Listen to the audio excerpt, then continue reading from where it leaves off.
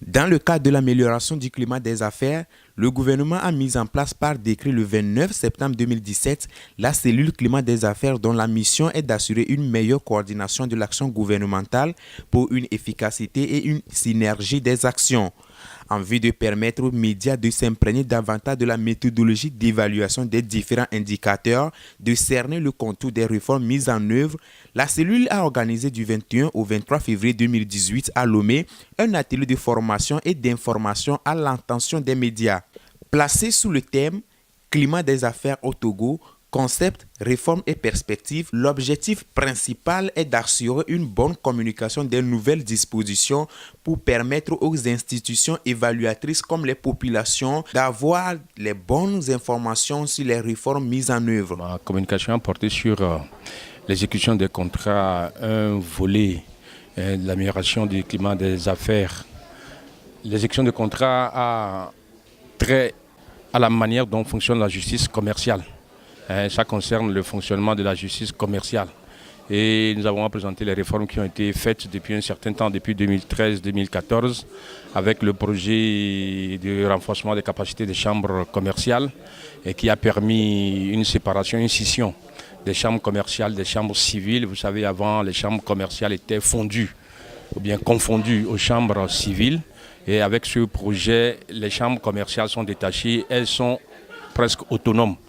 Et il y a également d'autres réformes qui ont été accomplies avec l'accord signé entre le président du tribunal et le barreau pour permettre une gestion efficiente et la mise en place de bonnes pratiques en matière de justice commerciale.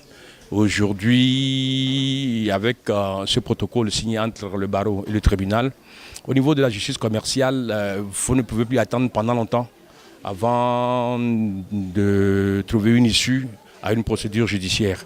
Aujourd'hui, dans un délai de 3 mois déjà, si vous introduisez une action, vous pouvez avoir une décision de justice. Et ce protocole a également prévu la gestion électronique